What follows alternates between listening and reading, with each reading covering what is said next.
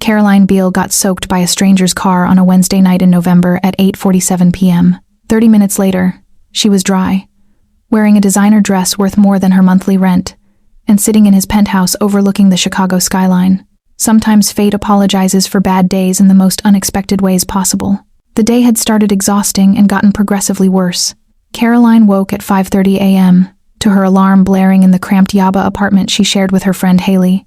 The walls were thin enough that she could hear their neighbors already shouting about money and someone's sister who hadn't paid back a loan. She took a lukewarm shower in the bathroom, where the water pressure was more suggestion than reality, made instant coffee that tasted like disappointment, and put on the navy blazer she'd steamed the night before because Mr.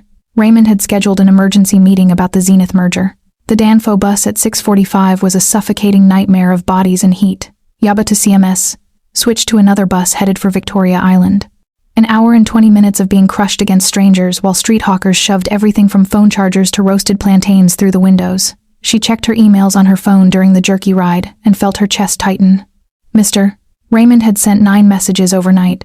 The merger analysis deadline had moved up a week. The financial projections she'd spent 2 weeks building were apparently insufficient. He needed more depth, more insight, more everything. Of course he did. Sterling Capital occupied the 14th floor of a glass tower in Victoria Island, with views of the lagoon that Caroline never had time to appreciate. The office was all polished marble and leather chairs, and the persistent smell of expensive Nigerian coffee that the senior partners drank while everyone else made do with Nescafe.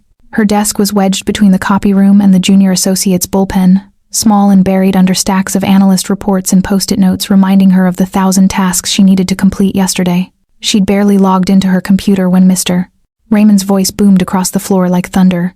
"Caroline, my office. Now." Every head in the bullpen turned. Some faces showed sympathy. Others showed relief that it wasn't them being summoned. Caroline grabbed her laptop and the merger file and walked toward his office, trying to project confidence despite the knot forming in her stomach. Mr. Raymond was in his late 50s, though he dressed like a man trying to prove he was still 40. He wore only expensive agbadas or tailored 3-piece suits, spoke in commands that left no room for questions, and had made 2 analysts quit in the last 3 months. One had transferred to the Abuja office just to escape him. His office was immaculate. Dark wood paneling, leather furniture, framed photos of him shaking hands with governors and CEOs. He sat behind his massive desk, looking like he was being interviewed for business day, which he probably had been last week. Everything Mr. Raymond did was designed to remind you he was the most important person in any room. "This merger analysis," he said without looking up from his phone. "You cannot be serious submitting this to me." Caroline's stomach dropped. She'd spent 2 weeks on that analysis, had rebuilt the financial models 3 times, had stayed until midnight every night for the past week, making sure every assumption was defensible. Every number was accurate. "I thought it addressed all the concerns you raised in our last meeting," she said carefully. "What I asked for was insight. What you gave me was data. Any first-year analyst can pull numbers from Bloomberg. I need you to tell me what those numbers mean. Why should we advise our client to pursue this merger? What is the strategic value? Where is the competitive advantage?" This reads like an undergraduate thesis. Caroline felt heat rising in her face. "I included the strategic rationale in Section 4. The competitive analysis is in Section 6. The risk assessment. The risk assessment is obvious. Everyone knows there are risks. I need you to tell me if those risks are worth taking. I need conviction. I need a perspective. I need something that justifies the fees we are charging." Mr. Raymond pushed a stack of papers across his desk, not bothering to hand them to her properly. "This is a story about choosing courage over safety, about finding yourself in the most unexpected circumstances, and about love that demands complete honesty. Want more stories like this? Subscribe to get new chapters delivered straight to your inbox. Redo this completely. Start over. Every assumption, every projection, every recommendation. I want it on my desk by 9 a.m. tomorrow. And Caroline, let me be clear. If you cannot deliver work at the level this firm requires, perhaps you should consider whether investment analysis is really the right career for you." The words hit like a slap.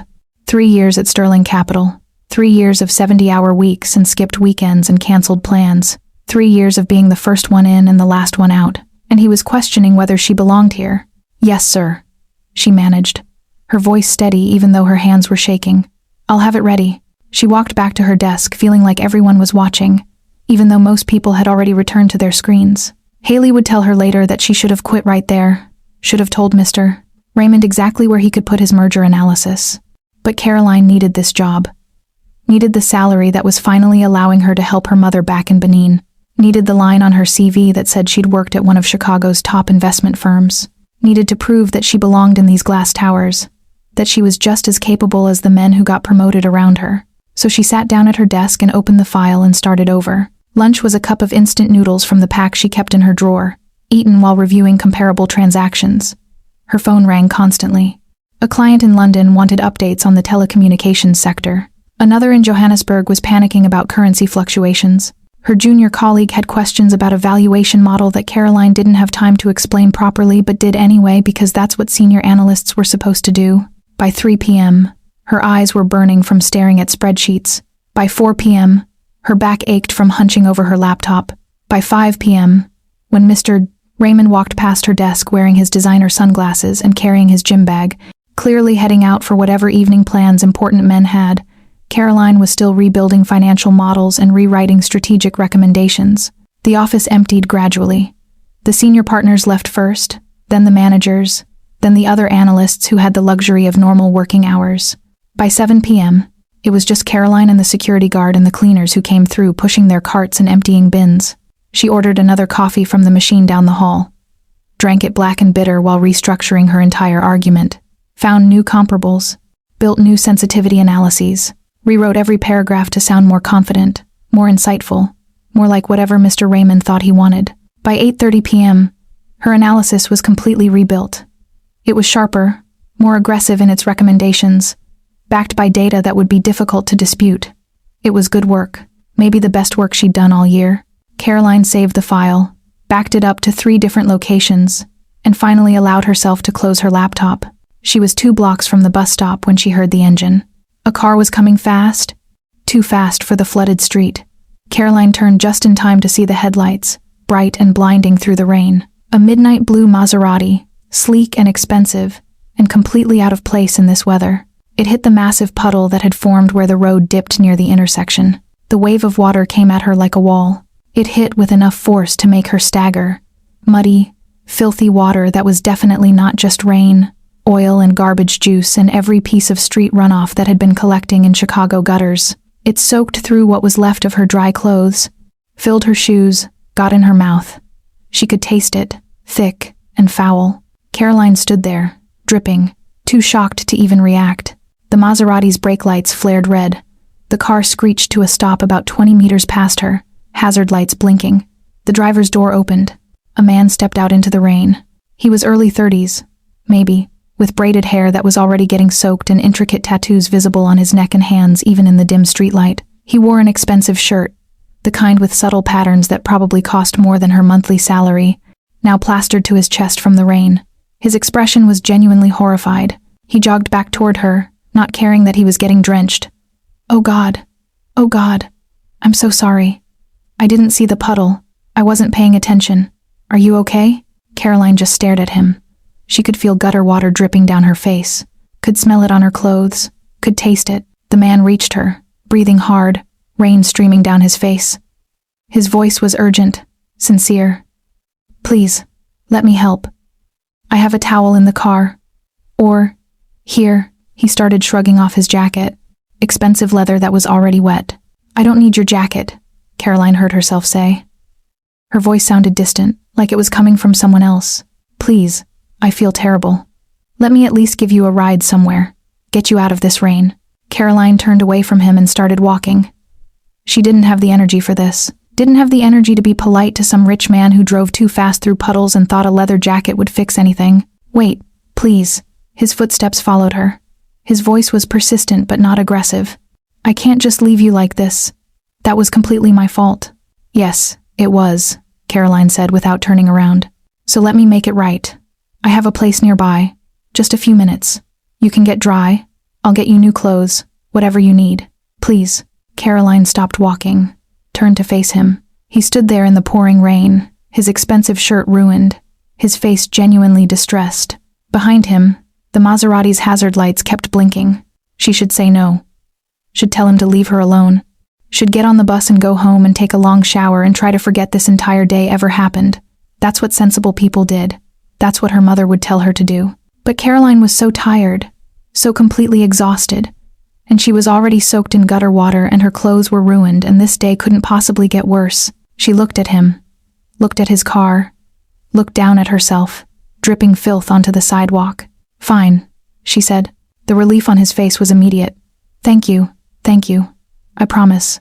I just want to help. My name is Terry, by the way, Terry Green." He opened the passenger door for her. The interior was cream leather and probably cost more than everything Caroline owned. She hesitated, suddenly aware that she was about to drip gutter water all over it. "Don't worry about the car," Terry said, reading her mind. "It's just a car. Please." Caroline got in. Against every instinct, every warning her mother had ever given her about getting into cars with strangers, she got in. Terry closed the door gently and jogged around to the driver's side. The engine purred to life. The heat turned on immediately, blasting warm air that felt like heaven against her frozen skin. "I live in Ikoyi," Terry said, pulling carefully back onto the road. 10 minutes. I'll get you dried off and into clean clothes, and then my driver can take you wherever you need to go. I promise. No expectations, no weirdness. I just need to fix what I did." Caroline leaned her head back against the leather seat and closed her eyes. "Okay," she said quietly. She was too tired to care if this was a mistake. Terry's place nearby turned out to be a high-rise tower in Ikoyi that had a doorman and a private parking garage, and the kind of security that asked questions before letting anyone through. He pulled into a reserved spot and led her to an elevator that required a key card. The penthouse button lit up when he pressed it. "I'm calling someone about clothes," Terry said, phone already against his ear. "What size are you?" "Roughly?" 8, Caroline said, too exhausted to question why he was doing this. "Sometimes 10. He spoke rapidly into the phone, his tone completely different from the apologetic man who'd stood in the rain. "I need women's clothing delivered in the next 20 minutes. Size 8 or 10. Something elegant but comfortable. Dress, shoes, everything. I don't care what it costs. Just make it nice." The elevator doors opened directly into the penthouse. Caroline stepped out and stopped. Floor-to-ceiling windows overlooked the Chicago lagoon, the water dark and rippling under the rain. The space was open and minimalist, all clean lines and expensive furniture and art that looked like it belonged in a gallery. Everything was cream and gray and perfectly coordinated. It was the kind of place she'd only seen in magazines. "Bathroom is down that hall.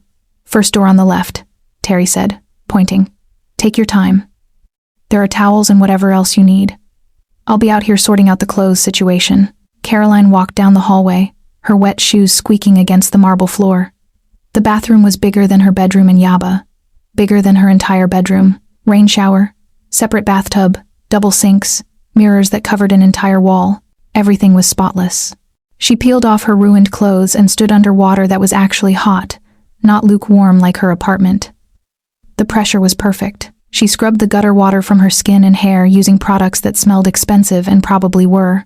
Stood there longer than necessary, just feeling the heat work into her exhausted muscles. When she finally emerged wrapped in a towel that was somehow both thick and soft, she found clean clothes laid out on the bed in the guest room. Shopping bags from stores she'd only walked past, never entered. A flowing, rust-colored midi dress that looked like it cost more than her rent. Leather sandals, understated gold jewelry, even new undergarments, tags still attached, in exactly her size. Everything fit perfectly. Caroline walked back to the main room, feeling like she'd stepped into someone else's life. Terry had changed into dry clothes, simple black t-shirt and jeans, and was unpacking food from takeout containers. "I ordered from a place nearby," he said, not looking up. "Hope you like jollof rice. I got grilled chicken too, and plantain, and some salad if you want it. Wasn't sure what you'd prefer." Caroline sat on the pristine sofa that probably cost more than her car. "That's fine, thank you." He handed her a plate, piled high with food that smelled incredible, and reminded her she'd skipped dinner entirely. They ate in silence for a few minutes, the rain drumming against the windows. "So," Terry said eventually, his voice careful. "I don't want to pry, but you looked like you were having the worst day possible when I splashed you.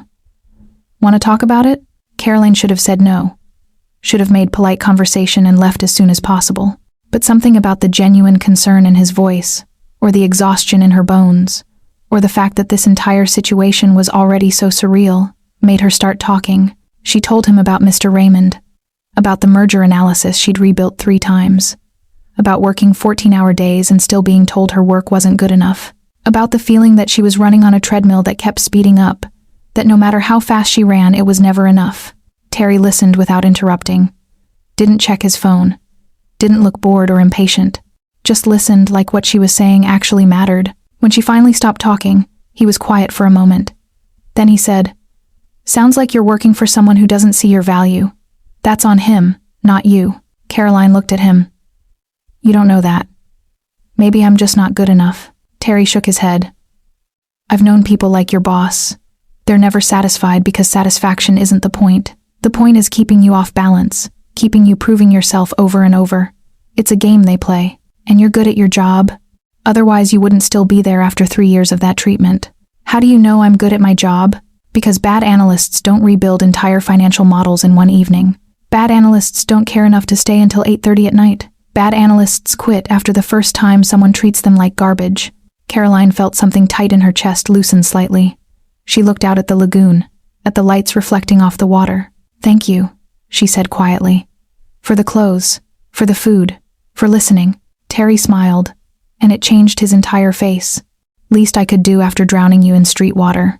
They talked until midnight, not about work or rain or ruined clothes, but about everything else. Terry asked about her family, and actually listened when she told him about growing up in Benin City, about her mother, who still called every Sunday to make sure she was eating properly. He told her about his own childhood in Chicago, moving between different neighborhoods, learning the city's rhythms. He was easy to talk to in a way that surprised her. No posturing, no trying to impress her with stories about his success or his money. Just genuine conversation, the kind she hadn't had in months because she was always too tired or too stressed or too focused on work. When she finally checked her phone and saw the time, she sat up abruptly.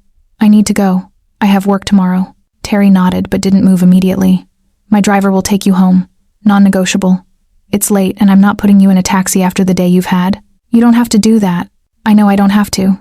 I want to." He stood and pulled out his phone, sending a quick message. "Samuel will bring the car around. He's my regular driver. Completely trustworthy. He'll get you home safely." Caroline gathered her ruined work clothes that someone had placed in a designer shopping bag. The new dress felt strange on her skin. Too expensive. Too nice for someone heading home to a Yaba apartment. "Thank you. For everything." This was... She paused, searching for words. This was unexpected. Terry smiled. "Can I get your number? Just to make sure you got home safe." She should have said no. Should have thanked him and walked away and let this strange evening become a story she told Haley over wine. But she found herself reciting her number while he typed it into his phone. Her phone buzzed immediately with a text from an unknown number. "That's me." "So you have mine too."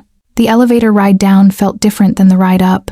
Samuel was waiting in the lobby, an older man with kind eyes who opened the car door for her without asking questions. The drive to Yaba took 25 minutes through mostly empty streets. He pulled up outside her building and waited until she was safely through the gate before driving away. Caroline climbed the stairs to her apartment, the shopping bag rustling against her leg. It was past 1 in the morning. She should sleep.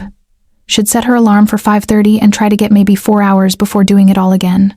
Instead, she stood in her small room and looked at the dress she was wearing, touched the fabric, wondered what exactly had just happened. She woke at 7 to her phone buzzing.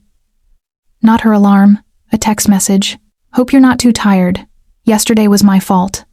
Let me make it up to you. Coffee this weekend?" Caroline stared at the message. Read it 3 times. She could hear Haley moving around in the kitchen, probably making the terrible instant coffee they both pretended was acceptable. She typed back, "That's not necessary. You already did more than enough." The reply came seconds later. "I know it's not necessary. I'd like to see you again, if you're interested." Before Caroline could respond, her bedroom door burst open. Haley stood there in her faded nightshirt, eyes wide. "Girl whose car dropped you off at 1 a.m. And whose dress are you sleeping in, because I know that is not from your closet?" Caroline sat up. "It's a long story. I have time." Haley perched on the edge of the bed, folding her arms. "Start talking," so Caroline told her. About the rain and the puddle and Terry in the penthouse and the conversation that lasted until midnight. Haley's expression cycled through disbelief, excitement, concern, and back to disbelief. "He just took you to his house? A strange man?" "Caroline, he could have been anyone. He wasn't, though.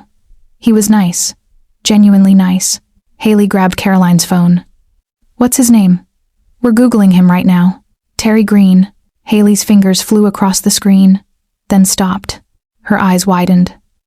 Caroline, your random car man is Terry Green? You know him?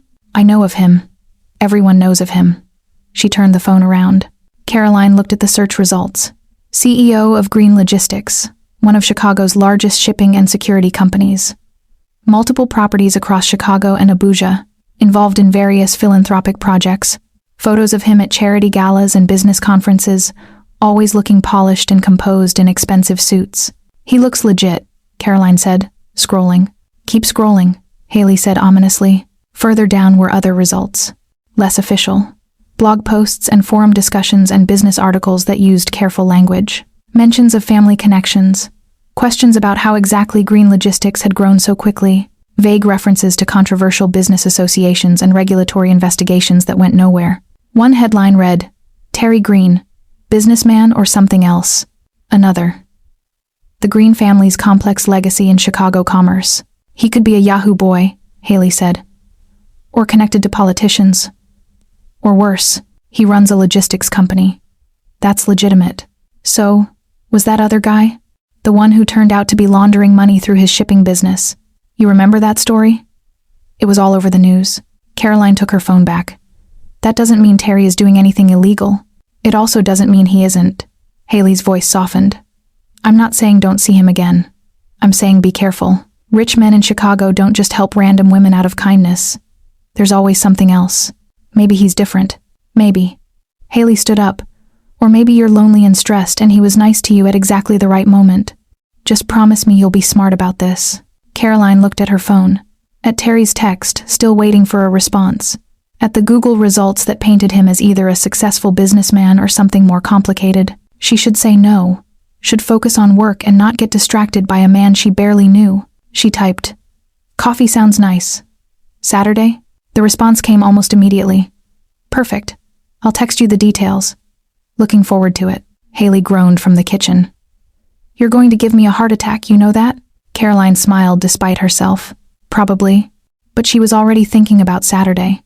The cafe in Lekki was one of those minimalist places, with exposed brick and plants hanging from the ceiling and coffee that cost more than Caroline usually spent on lunch. Terry was already there when she arrived Saturday morning, sitting at a corner table, dressed casually in a white linen shirt and dark jeans that somehow still managed to look expensive. He stood when he saw her. You made it. Did you think I wouldn't? Honestly, wasn't sure. Thought you might wake up and realize getting coffee with the guy who drenched you in street water was a terrible idea. Caroline smiled despite herself. I'm still deciding. They ordered coffee. The real kind, not instant. Caroline got a latte that came with actual foam art. Terry got an espresso that he drank in 2 sips and immediately ordered another. So tell me about the merger analysis, he said. Did your boss accept the revision? He did. Barely acknowledged it, but he presented it to the client. Got approved. And did he thank you? Caroline laughed. You don't know, Mr. Raymond. Sounds like I don't want to. They talked for 3 hours. About her work and the impossible standards and why she stayed despite everything. About his business, though he was deliberately vague about details, mostly discussing the logistics of shipping and supply chains in ways that sounded both complicated and boring. About growing up in Chicago, the neighborhoods they'd lived in, the schools they'd attended. About their families, their mothers who worried too much and called too often. I've always played it safe, Caroline found herself admitting. Good grades, stable job, sensible choices. Never take risks. Terry studied her over his coffee cup. And how's that working out for you? I'm 28 and miserable at a job I used to love. So not great. Maybe safe isn't always the right choice. What about you? Caroline asked. Do you take risks? Terry's expression shifted, became more guarded. Let's say I've made different choices than most people. Not always safe ones. Like what? He smiled but didn't answer. Another time, maybe. When they finally left the cafe, the sun was high and bright. Terry walked her to where she'd parked, hands in his pockets, unhurried. Can I see you again? Tomorrow, maybe? Caroline should have said she needed time to think. Should have been cautious and sensible and not rushed into anything. You have something in mind? There's an art gallery I like. Nike Art Gallery. Ever been? She hadn't. Sunday afternoon she met him there. The gallery was massive. Multiple floors of traditional Nigerian art and contemporary pieces and textile work that took her breath away. Terry moved through the space like he'd been there 100 times, pointing out pieces he liked, telling her about the artists when he knew their stories. He was different here, more relaxed. He asked thoughtful questions about which pieces spoke to her and why, listened when she talked about the colors in a particular painting reminding her of Benin City during rainy season. They had lunch at a beachside restaurant after. Simple grilled fish and fried plantain and cold drinks while waves crashed nearby. Terry was attentive without being overwhelming, asked about her family, her mother, what she wanted from life beyond work. Caroline noticed people watching them, watching him specifically. A man at another table leaned over to whisper to his companion, both of them glancing at Terry before quickly looking away. The waiter was overly deferential, practically bowing when he took their order. A woman walking past their table did a double take, her expression shifting from recognition to something that looked like fear. Terry seemed oblivious to all of it, or maybe just used to it. "You have fans," Caroline said quietly. "Not fans. Just people who think they know me." "Do they?" He met her eyes.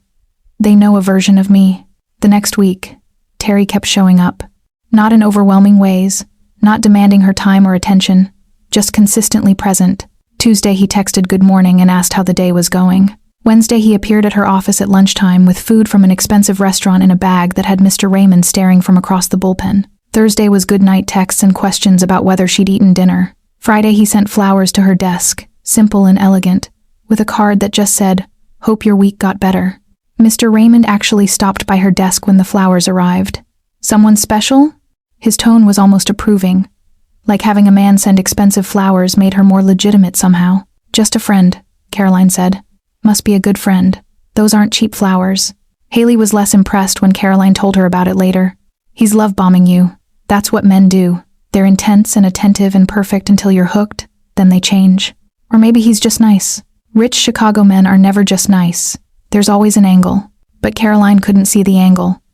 Terry didn't ask her for anything, didn't pressure her, didn't make demands.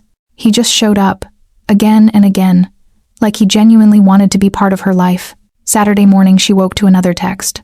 "Been thinking about you? Free today?" She typed back before she could overthink it. "Yes." "Good," he replied. "I want to take you somewhere." "Where? Trust me?" Caroline looked at her phone. At his question that wasn't really about the destination. She thought about Haley's warnings and the Google results, and the way people watched Terry in restaurants.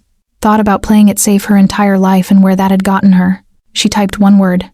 "Yes." The signs started small. They were having dinner at a restaurant in Victoria Island, one of those places with cloth napkins and waiters who memorized your preferences. When Terry's phone rang, he glanced at the screen and his entire demeanor changed. "Excuse me," he said, standing. "I need to take this." He walked toward the entrance. Phone pressed to his ear. Caroline watched him through the window. His body language was completely different. Shoulders back, jaw tight, one hand gesturing sharply as he spoke. She couldn't hear the words, but she could see the authority in every movement. This wasn't the man who'd listened to her talk about work stress.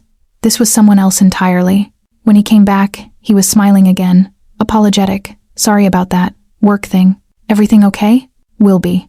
He changed the subject smoothly, asking about her day. But Caroline noticed he kept his phone face up on the table for the rest of dinner. Another night they were walking through Lekki when a man approached them. Older, well-dressed.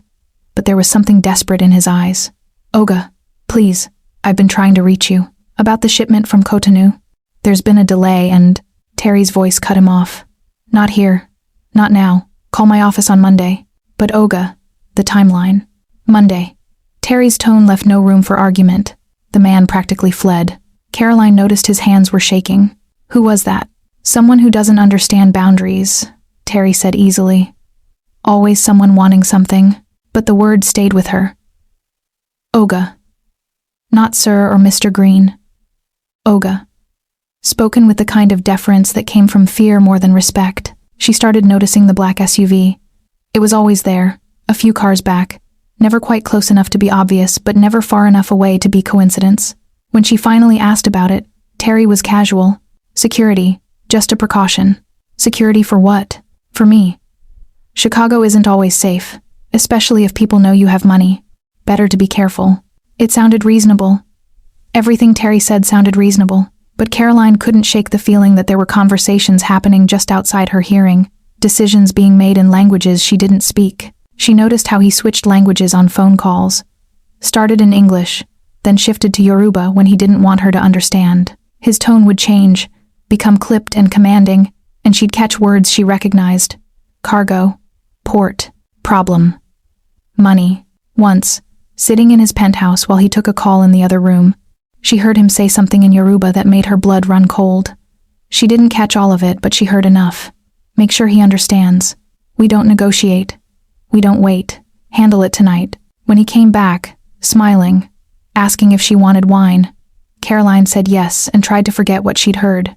2 weeks after their first date, Haley was waiting for Caroline when she got home from work, sitting on the sofa with her laptop open and her expression serious. We need to talk about your boyfriend. He's not my boyfriend. We're just seeing each other. Haley turned the laptop around. The screen showed forum posts, WhatsApp screenshots, blog articles, all about Terry Green, all saying things that made Caroline's stomach drop. Terry Green isn't just a businessman. He's connected to some seriously dangerous people.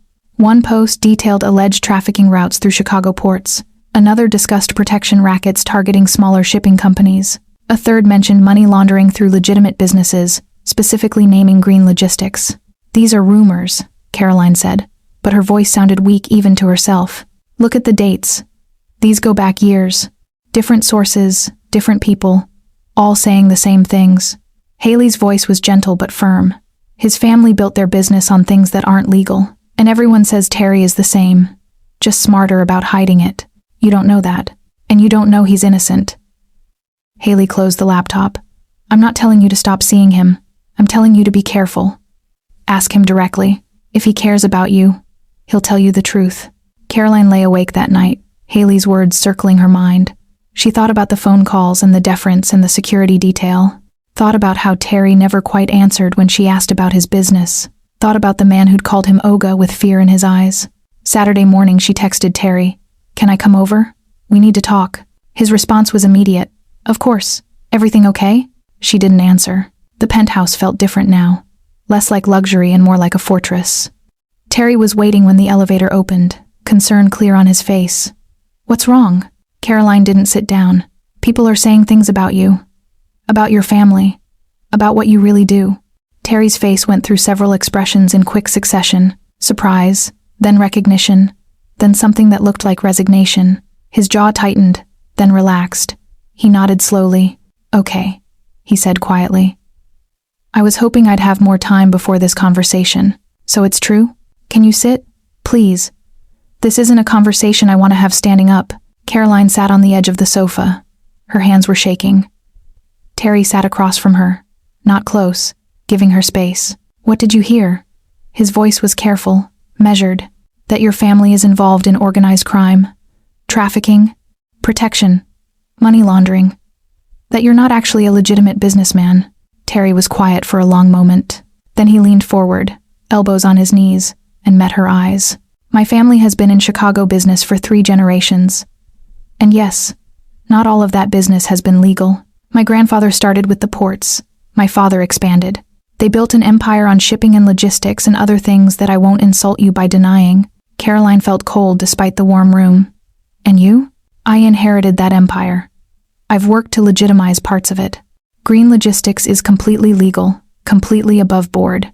But I'm still connected to the other side, still adjacent to things that would horrify you if you knew the details." His voice was steady, honest. "I can't pretend my money is clean. Can't pretend my family's history isn't what it is. Why didn't you tell me? Because I liked that you saw me as just a person. Not as Terry Green with all the baggage that name carries." He paused. "And because I was scared you'd leave." Caroline looked at him. At this man who'd been nothing but kind to her, who listened when she talked, who showed up consistently and patiently, and who apparently lived in a world she'd only read about in news articles. "I should leave," she said quietly. "Yes," Terry agreed. "You probably should." But neither of them moved. Caroline didn't leave. She sat on Terry's pristine sofa, while rain started drumming against the floor-to-ceiling windows, and she tried to make sense of what he'd just told her. 3 generations of crime dressed up as legitimate business. Money that came from places she didn't want to imagine. A man who admitted he was still connected to all of it. Still adjacent to violence and exploitation, and things that would horrify her if she knew the details. My grandfather started it, Terry said quietly, looking out at the lagoon instead of at her. Back when the ports were chaos and you either controlled your territory or someone else controlled you. He chose control, built relationships with the right people, paid the right officials, made sure cargo moved through Chicago whether it was supposed to or not. And your father? Expanded, made it bigger, more sophisticated, created legitimate businesses to funnel money through. Green Logistics started as a front and became real. He turned to face her finally. By the time I inherited everything, half the business was legal and half wasn't, and they were so tangled together I couldn't separate them even if I wanted to. Do you want to? Terry's laugh was bitter. Some days. Other days I remember that walking away from this world isn't as simple as just deciding to leave. People depend on the money. Employees, families, whole supply chains, and the people on the illegal side. They don't just let you retire. Caroline felt cold, despite the warm room. What does that mean? It means I'm stuck. I've legitimized what I can. Green Logistics is completely clean now. Every shipment legal. Every employee on proper payroll. But I still have connections to my father's old associates. Still get called when there are problems. Still benefit from money that came from places I'd rather not think about. He moved closer, not sitting beside her but kneeling in front of her so they were eye level. I'm telling you this because you deserve the truth. Being with me means people will watch you, talk about you, maybe even threaten you to get to me. I have security. I can protect you, but I can't make this world safe. And if I walk away right now, then you walk away. I'll make sure you're never bothered. No one will approach you. No one will use you as leverage. You go back to your life and forget this ever happened. His voice was steady, but his hands were shaking slightly. I won't blame you. Won't try to convince you to stay. This is the part where you get to choose with full information. Caroline's mind was screaming at her to leave. Every sensible bone in her body, every warning her mother had ever given her, every safe choice she'd ever made. This was insane, dangerous, wrong. But she looked at Terry kneeling there, waiting for her to run, and she saw the man who'd stopped in the rain, who'd listened to her for hours about merger analyses and impossible bosses, who looked at her like she mattered. Have you ever hurt anyone who didn't deserve it? The question came out quieter than she intended. Terry held her gaze. No, but I've hurt people who did. That's the world I live in. Caroline took a breath. Her hands were still shaking. I've spent my whole life making safe choices, playing small, being who other people needed me to be. For once, I want to choose what I want. She paused, committing. I choose you. But I need you to be honest with me. Always. Terry's eyes widened. Caroline, always, she repeated. No more switching to Yoruba on phone calls. No more vague explanations. If I'm in this, I need to know what this is. He nodded slowly. Always, I promise. Neither of them moved for a long moment. Then Terry reached for her hand, and Caroline didn't pull away. 3 months after the confession, Caroline walked into Sterling Capital for the last time. She'd rehearsed what she'd say to Mr. Raymond, had imagined telling him exactly what she thought of his leadership style, his impossible standards, his systematic undermining of everyone who worked for him, had pictured the satisfaction of watching his face as she explained she'd accepted a position at Kendra Associates, a smaller firm that actually valued its analysts. In the end, she just handed him her resignation letter and walked out. The new job was different in every way that mattered. Kendra Associates occupied a modest office in Lekki, no marble floors or leather furniture, but her desk had a window. Her boss, Mrs. Kendra, was a woman in her 50s who'd built the firm from nothing and actually remembered what it was like to be a junior analyst. The work was challenging, but the hours were reasonable. Caroline left at 6 most evenings, sometimes even 5:30. She'd started seeing a therapist, too. Dr. Okonkwo had an office in Ikoyi that smelled like lavender and had the kind of chairs that were actually comfortable. Every Tuesday at 4, Caroline sat in one of those chairs and talked about stress and boundaries and what it meant to be involved with someone whose world operated by different rules. How do you reconcile it? Dr. Okonkwo had asked during their 3rd session. Knowing what Terry does, what his family built, Caroline had thought about it. I don't think I do reconcile it. I just acknowledge it. He's not pretending to be someone he's not. That's more honesty than most people offer. And the danger? Scares me every day. But so did staying at Sterling Capital, just in a different way. At least now I'm choosing my risk. Dr. Okonkwo had written something in her notebook. That's an interesting perspective. Terry was different now, too. Not fundamentally changed, but more open. He'd started explaining things, walking her through the business decisions that required his attention. Some of it was boring logistics stuff, shipping routes and customs regulations. Some of it was the other side, the part that made her stomach tight. A problem with a supplier who thought he could renegotiate terms. A competitor who needed to understand territorial boundaries. Terry explained it all in the same measured tone, letting her see the machinery of his world. "I need to go to Port Harcourt tomorrow," he'd said last week over dinner. "There's a situation with one of my father's old partners. He's been making moves that disrespect agreements we've had for years." "What kind of moves?" "The kind that require a face-to-face conversation." Terry had met her eyes. "I'll be back by evening. Samuel will stay with you while I'm gone." Caroline had wanted to ask what would happen in that conversation, what exactly face-to-face meant in Terry's world. But she'd learned there were some details she didn't need, some questions that were better left unasked. Be safe. Always am. The security was part of her life now. Samuel drove her to work most mornings. The black SUV she'd once found alarming now just part of the routine. Her phone had an app with a panic button that connected directly to Terry's security team. She'd learned to notice the other cars, the men who watched from a distance, the invisible net of protection that followed her everywhere. It should have felt suffocating. Sometimes it did, but mostly it just felt like the price of admission. Saturday afternoon, 3.5 months after the confession, Terry took her to meet his mother. The house was in Ikoyi, not far from Terry's penthouse, but older, more traditional. A compound with high walls and gates that required 3 separate security checks. Terry's mother lived there alone now, had lived there since his father died 5 years ago. Mrs. Adebayo Green was waiting in a sitting room that looked like it belonged in a museum. Expensive Nigerian art on every wall. Furniture that was probably older than Caroline, and the kind of presence that made the space feel smaller just by existing in it. She was 60-something, dressed in an elegant wrapper and blouse, with Terry's same sharp eyes and the kind of posture that suggested she'd never slouched in her life. She looked at Caroline the way someone might examine a painting they were considering purchasing. Long, assessing, missing nothing. "So you're the analyst," she said finally. Her voice was cultured, precise. "The one my son drove into a puddle." "Yes, Ma." Caroline's voice was steadier than she felt. "And you stayed. Even after learning what this family is, what we do." It wasn't a question, but Caroline answered anyway. "Yes, Ma." Mrs. Green gestured to a chair. "Sit. Let me look at you properly." Caroline sat.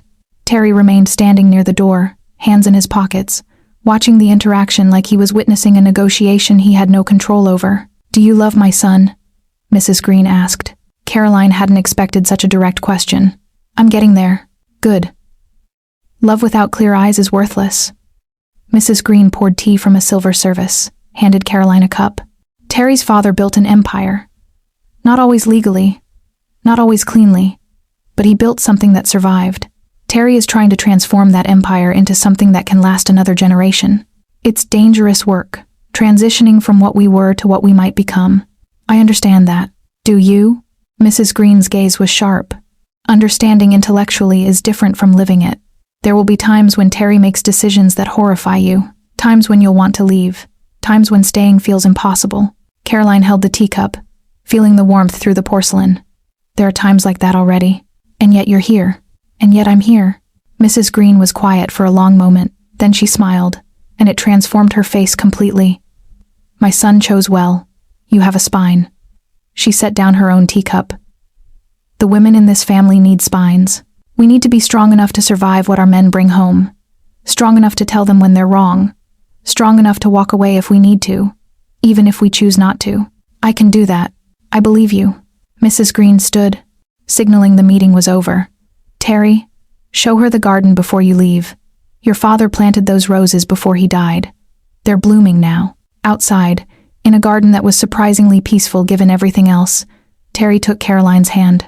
"That went well. Your mother is terrifying. She likes you. If she didn't, you'd know." Caroline looked at the roses, red and full and thriving in Chicago heat. "Does it get easier, living with all of this?" "No," Terry said honestly. "But you get better at carrying it." 6 months after getting splashed by a Maserati in the Chicago rain, Caroline Beale woke up in her own apartment in Yaba. Terry had offered to move her somewhere nicer, safer, but she'd refused. She needed to keep this space, this life that was completely hers, separate from his world. She made real coffee now, the kind that didn't taste like disappointment. got dressed in clothes that fit properly and made her feel like herself, went to a job where her work was valued and her boundaries were respected. Samuel picked her up at 8. The drive to Lekki took 40 minutes through morning traffic.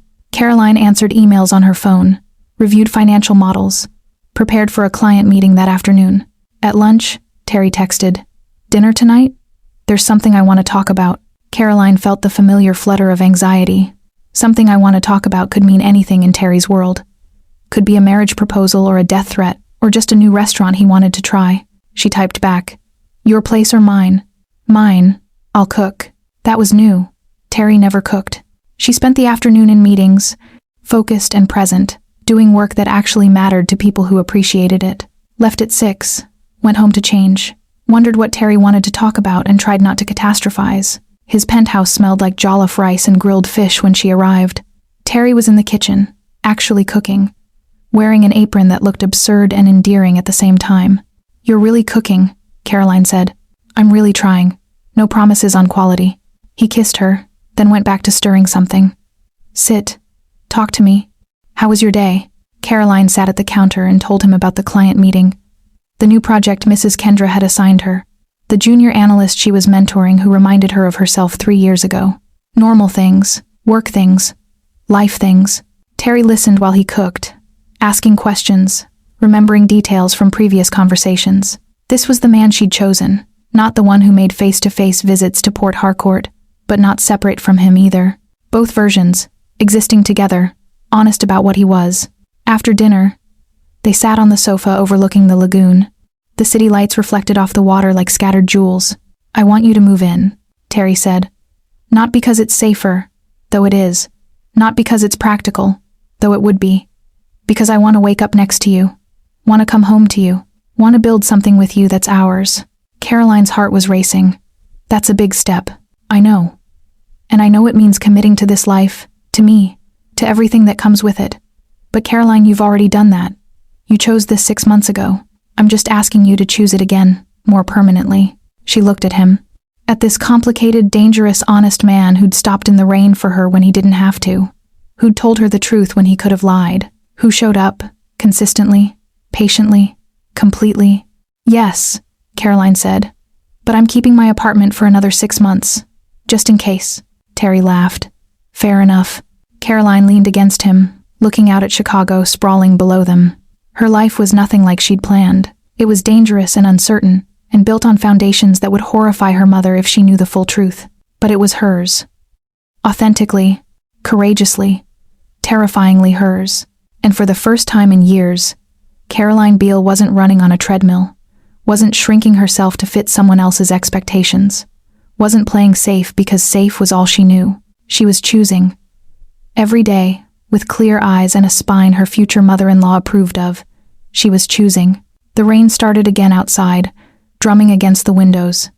But inside, Caroline was warm and dry and exactly where she wanted to be. What would you have done in Caroline's position? Would you have walked away from Terry after the confession? Would you have gotten in that Maserati in the first place?